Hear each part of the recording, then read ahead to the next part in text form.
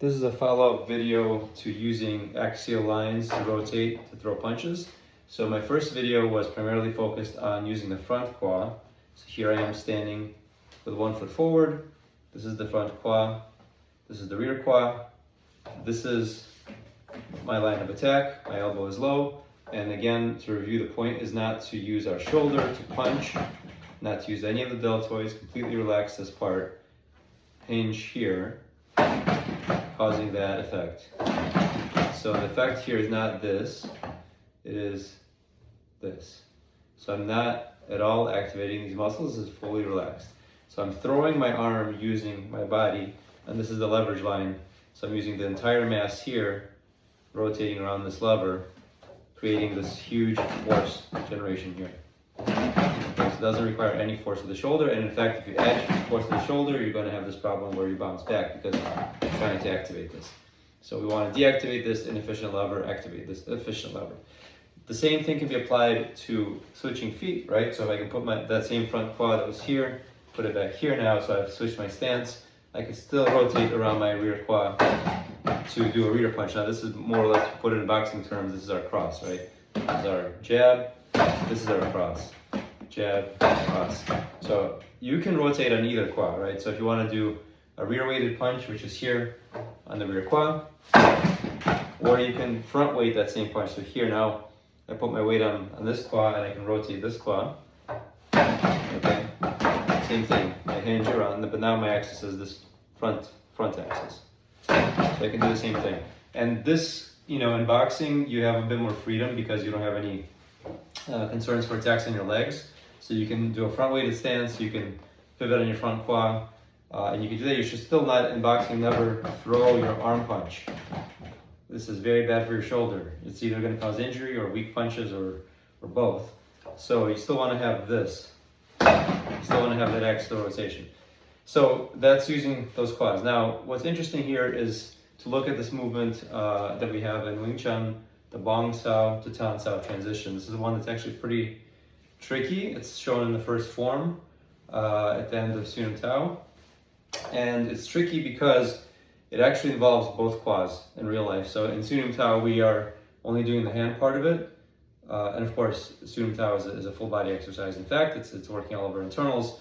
But the general idea is we are only using one part of our body. We're not actually applying force here. So now we're going to apply the same exercise to force. And as I was studying this on the dummy, I discovered something very interesting that has to do with how the quads work here, right? So if we look at the first move, and you can actually see this in Chum Q. Whenever we do a Bong Sao in Chum Q, it's always with this hip working, okay? Watch. So that means that in Chum Q, we're being taught the connection between this elbow and this qua here. So importantly, we are pivoting on this qua. We're not pivoting on the center. If I pivot on the center as I do this, you'll see that my elbow sort of leaves the alignment. Okay, I have to pivot, so it's kind of hard to explain. I'm not sure if it's visible in the camera. I'm going to try to do it against this dummy arm. So here I'm pivoting on this axial line. Okay, you see that elbow arrives with the hip. Okay, now I'm going to pivot on the center. Okay, so now it's a bit disconnected. It's a bit disconnected. The hip and the quad don't really connect. I don't feel the same level of power. And it's more visible when you do the Bong Sao because you need to do the Bong Sao as a deflection. This deflection really works a lot better from this hip. And I've tested this on the heavy bag and everything, so I can sort of, say from experience that works. So that's number one, is I'm using so let's say this is my front qua. I'm using my front qua to do the Bong Sao here. Okay, now as I come back to Tan Sao, Bong Sao, Tan Sao, or Bong Sao, basically just flipping the hand over. It could be anything. It could be Tan Sao, it could be a punch, right? It could be like Bong Sao, and I want to punch. So as I do the second part, first part, this qua, second part is actually the rear qua. You see again, this is where the line is. So what's interesting about this is that we now have an opposite hand relation. So it's not like our first exercise where it was same qua, same hand. Here we have same qua, we have opposite hand, opposite qua relationship. So this qua and this hand are now connected in a line like this. This is very tricky because this is easy to see. There's a vertical line here, so it's easy to see this one. Once it comes here, this is much harder to see because it's actually a diagonal line connecting them. And so in order to drive the hand, we need to drive it from this rear quad. And again, not around the center. This is the center pivoting. See how my hand is moving? This is the quad driving. So look, if you look at the camera, I'm trying to do this straight onto the camera. I pivot the center, my hand leaves. I pivot on the quad, my hand stays. My hand is targeting in this direction. So I'm driving my hand with the quad. I'm not rotating my hand away from the line of attack. See, this is center rotation. This is quad driven. So front quad, rear quad. Front quad, rear quad. And when I discovered this, of course it's in the form. So I discovered it, meaning I understood it in my own body. What I first felt was this idea that my Bong Satutang transition had to be very weight shift oriented. And this is kind of another way to talk about it. It's like shift all the way here, shift all the way here, shift all the way here, shift all the way here. And that is true, weight shifting is a part of it. But I find it much more accurate to talk about what the axial lines. I rotate this quad, I rotate this quad. I rotate this quad, I rotate this quad. The way to get people to do this, I think that's why weight shifting is given as a cue, because it's almost impossible for people to understand which part of their body they need to rotate. It's hard for them to coordinate that. So maybe the right way to talk about it is shift and shift. But for me, once I started understanding the quad relationships, being really accurate with the quad rotation helps me get this movement correct. And I can now start to see how to create power even from this. Right, so the opposite hand relation here from this quad. Again, we're not punching with the hand, not using the shoulder. Not using the shoulder at all. I'm dropping my elbow, and that's the extent of my, just like in Tsun, the extent of what my arm does is it goes from here to here. That's all it does. This is why Tsun is brilliant. It's telling us this is all your arm does. It doesn't generate power, it doesn't power up. Everything is really, really relaxed. So my arm goes boom, my arm goes boom, and then my quad